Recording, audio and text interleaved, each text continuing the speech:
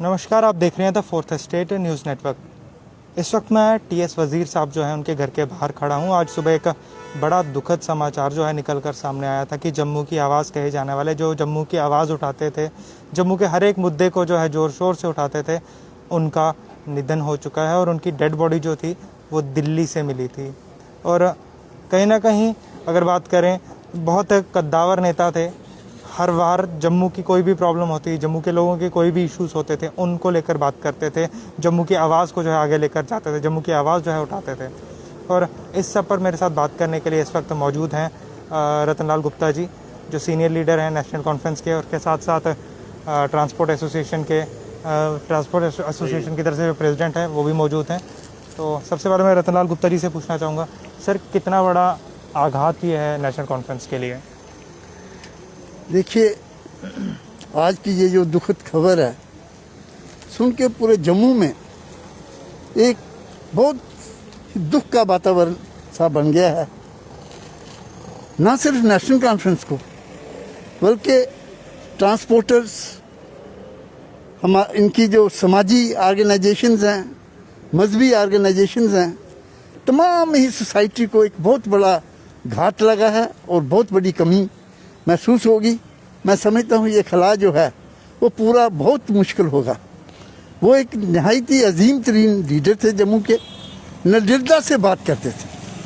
जम्मू की कोई भी डिमांड, जम्मू की कोई भी हित की बात, लोगों के हित की बात बड़े बेबाक होके गवर्नमेंट के आगे रखते थे और बात करते थे। आज मैं समझता हूँ कि जम्मू कश्मीर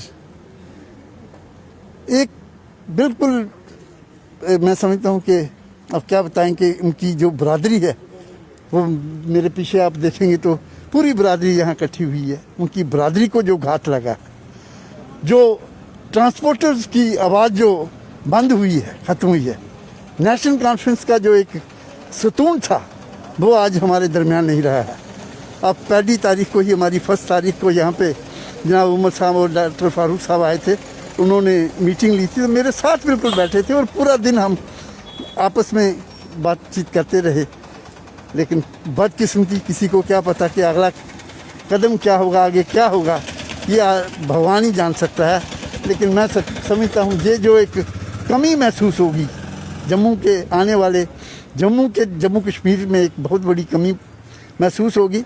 ये अपनी कौम के भी, रिलीजियस तौर पे भी, ये गुरुद्वारा प्रबंधक कमेटी के चेयरमैन थे, यहाँ के ट्रांसपोर्टर्स के चेयरमैन थे, और जम्मू की एक आवाज़ थे। कहीं ना कहीं अगर देखा जाए, आपने बिल्कुल सही कहा कि जम्मू की हर जो कोई भी चीज़ होती थी, कोई भी इशू होते थे, चाहे ट्रांसपोर्टर्स के लिए इशू हो, चाहे और भी काफ़ी सारे समाज कल्याण के काम हो, या जम्मू के लोगों की कोई भी प्रॉब्लम हो, उसको ये आगे लेकर जाते थे। ऐसे में एकदम से इस प्रकार से इनका निधन होना, काफ़ी ज़्यादा शोकाकुल माहौल यहाँ पर मैं इस वक्त देख रहा था। और कहीं ना कहीं क्या लगता है आपको, इससे उभरने में कितना वक्त जो है लग जाएगा? मैं समझता हूँ कि भाई मजहबी तौर पे भी सिख कम्युनिटी को एक बहुत बड़ा घात लगा है, बहुत बड़ा नुकसान हुआ है। सियासी तौर पे तो वो थे ही, जब ये एमएलसी थे, तो मैं समझता हूँ कि कोई भी ऐसी बात नहीं थी जो अपनी कम्युनिटी, अपने इलाके की बात वहाँ काउंसिल में करते थे। आज इसी प्रकार दूसरे जो मसाइल हैं जम्मू में, दर्जनों मसाइल होते हैं, और ये बड़ी बेबाकी से, बड़ी बुलंद आवाज़ से ये बात करते थे, निर्भरता से बात करते थे। और आज मैं समझता हूँ जम्मू की आवाज़ जो है वो ख़त्म हो गई है। जिस हिसाब से सरदार जी का यहाँ से जाना, और नेशनल कॉन्फ्रेंस को तो घात हुआ ही है, नुकसान हुआ ही है, उसका खिला जो है ये पैदा हुआ है वो बड़ी मुश्किल से ही पूर्ण होगा। और ख़ासकर इनकी कम्युनिटी में जो एक बहुत बड़ा नुकसान हुआ है जी, वो भी बहुत मुश्किल से ही पूरा होगा, पूर्ण करना बड़ा मुश्किल होगा जी।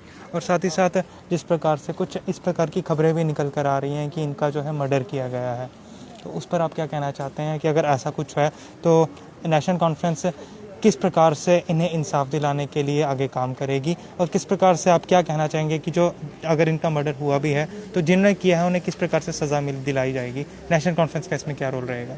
देखिए सर, नेशनल कॉन्फ्रेंस इस वाक़े की पुरजोर अल्फाज से कंडेम करती है और सरकार से मांग करती है कि एक इम्पार्शल इसकी ज़बरदस्त इंक्वायरी होनी चाहिए और जिन लोगों ने अगर इस किस्म का काम किया है तो उनको सख्त से सख्त सज़ा मिलनी चाहिए ताकि लोगों के आगे वो लोग सामने आए, नंगे हों। इसके लिए हर किसी को ये कोशिश नहीं, सरकार से को ये जरूर सरकार को देखना चाहिए कि इस किस्म का अगर वाक़या हुआ है तो उसकी इंक्वायरी बड़ी ज़बरदस्त होनी चाहिए और पूरे जो अच्छे जो टीम है वो लगनी चाहिए और ताकि लोगों के सामने अगर इस किस्म के जो कल्प्रिट्स हैं वो सामने आएँ और उनको सख्त से सख्त सज़ा मिले। जी, मेरे साथ इस वक्त ट्रांसपोर्ट यूनियन के प्रेसिडेंट भी हैं, उनसे भी बात करूंगा और पूछूंगा कितना वैक्यूम जो है उन लोगों के लिए भी, कितना आघात जो है उन लोगों के लिए। सर स्वागत आपका द फोर्थ में। सर कितना आघात है आप लोगों के लिए, कितनी, क्योंकि ये ट्रांसपोर्ट की भी हर एक मांग को ये आगे रखते थे। बिल्कुल बिल्कुल, ये हमारे ट्रांसपोर्ट के चेयरमैन भी थे, ट्रांसपोर्ट यूनियन के, और गुरुद्वारा प्रबंधक कमेटी के चेयरमैन भी थे। हमारी कौम को सबसे बड़ा लॉस हुआ है और ट्रांसपोर्ट को भी बहुत नुकसान हुआ है। जो भी हमारी आवाज़ ये बुलंद करते थे, जितनी भी कोई डिमांड होती थी हमारी, हम इनके पास आते थे, वो सॉल्व करते थे। और हमें सबसे ज़्यादा नुकसान हमारी कौम को हुआ है इनके जाने से, और इनके जाने के बाद ना ही इन जैसा कोई लीडर आएगा तो ना ही कोई बनेगा। तो क्या बाकी लगता है कितना वक्त लग जाएगा इस घाव को भरने में, इस वैक्यूम को ख़त्म करने में कितना वक्त लग जाएगा, या वैक्यूम ये ख़त्म हो भी पाएगा या नहीं? वजीर साहब जैसा लीडर ना ही कोई, मैंने आपको बताया कि ना ही कोई बनेगा तो और ना ही कोई बन सकता है, क्योंकि हर तरफ से ये बरादरी में भी, अपनी एसोसिएशन में भी, गुरुद्वारा साहब के जो अपने हमारे काम होते थे वहाँ पे भी सारा ये देख रेख करते थे। इन जैसा लीडर अभी हमारी कौम में कोई आने वाला नहीं है और हमें सबसे ज़्यादा लॉस हुआ है, सबसे ज़्यादा नुकसान हमारी कौम को हुआ है इनके जाने से। क्या कहना चाहेंगे जिस प्रकार से मर्डर की बात है, क्या अपील करेंगे, किस प्रकार से सज़ा की मांग जो है तो उन कल्प्रिट्स को ताकि सज़ा मिल पाए? हम तो कहते हैं जिन्होंने भी ये काम किया है उनको सख्त से सख्त सजा देनी चाहिए और ऐसा कि दोबारा ना कोई कर सके काम। बहुत बहुत धन्यवाद आप दोनों का हमारे साथ जुड़ने के लिए। ये थे इस वक्त मेरे साथ थे रतनलाल गुप्ता जी, जो कि सीनियर लीडर हैं नेशनल कॉन्फ्रेंस के, और साथ ही साथ प्रेसिडेंट ट्रांसपोर्ट यूनियन के, वो भी इस वक्त हमारे साथ मौजूद थे, जिन्होंने बताया एक बहुत बड़ा घाव है, बहुत बड़ा वैक्यूम है, बहुत बड़ा आघात है।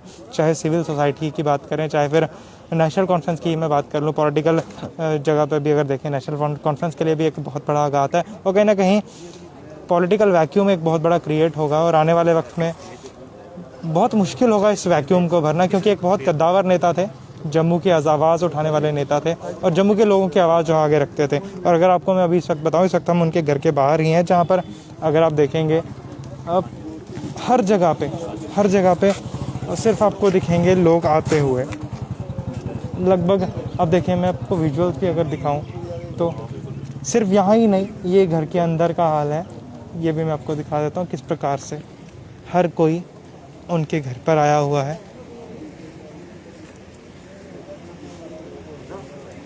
अब देखें, और सुबह सुबह ही एक बड़ा शॉकिंग समाचार जो था, बड़े दुखद समाचार जो था वो मिला था, जिसमें यह खबर निकल कर सामने आई थी कि टीएस वजीर साहब जो हैं,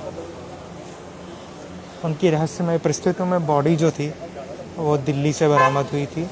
और अब जिस प्रकार से रतनलाल गुप्ता जी ने भी कहा कि मर्डर का ही मामला है, उन्होंने भी कहा और इस चीज़ की पुरजोर निंदा भी की है। उन्होंने कहा है कि जिन्होंने भी ये काम किया है उन्हें कड़ी से कड़ी सज़ा जो है वो मिलनी चाहिए। इस वक्त मैं उनके घर के बाहर ही हूँ, जहाँ पर आप देखें हर तरफ लोग आ रहे हैं, जा रहे हैं उनके घर पे, और कहीं ना कहीं काफ़ी एक दुखद समाचार था जिसकी भरपाई करना बहुत मुश्किल होगा। इनके जैसा कद्दावर नेता जो था जम्मू का, इस चीज़ की भरपाई करना काफ़ी मुश्किल होगा। और ये खाली नेशनल कॉन्फ्रेंस के लिए ही नहीं, बल्कि ट्रांसपोर्ट यूनियन या फिर सिख समुदाय की बात करूं, उनके लिए भी एक बहुत बड़ा आघात है, बहुत बड़ा एक दुखद समाचार है। साथ ही साथ अगर मैं बात करूं सिविल सोसाइटी के लिए भी एक बड़ा ही दुखद समाचार था। और फ़िलहाल अगर उनकी डेड बॉडी की बात करें तो डेड बॉडी के बारे में कहा जा रहा है कि कल जो है डेड बॉडी जम्मू आ सकती है। फ़िलहाल वहाँ पर अभी कागजी कार्रवाई चल रही है और साथ ही साथ पुलिस की तरफ से इन्वेस्टिगेशन भी इस चीज़ को लेकर जारी है। और उम्मीद करेंगे कि जो भी इनके कातिल थे उन्हें सख्त से सख्त और जल्द से जल्द सज़ा जो है उन्हें दी जाए, ताकि जो TS वज़ीर साहब हैं उनके साथ इंसाफ हो सके, उन्हें इंसाफ मिल सके। एक ऐसी शख्सियत जो लोगों के लिए इंसाफ मांगता था, लोगों को इंसाफ दिलाता था। आज हम भी यही चाहेंगे कि उन्हें भी जिस प्रकार से उनकी डेथ हुई है रहस्यमय परिस्थितियों में, उस चीज़ को लेकर उन्हें इंसाफ मिले। अगर उनका मर्डर हुआ है तो उन्हें जल्द से जल्द जो उनके कातिल हैं उन्हें पकड़ा जाए और उनके साथ इंसाफ हो, और उन कातिलों को जो है पकड़कर उन्हें सख्त से सख्त सज़ा जो है वो दी जाए।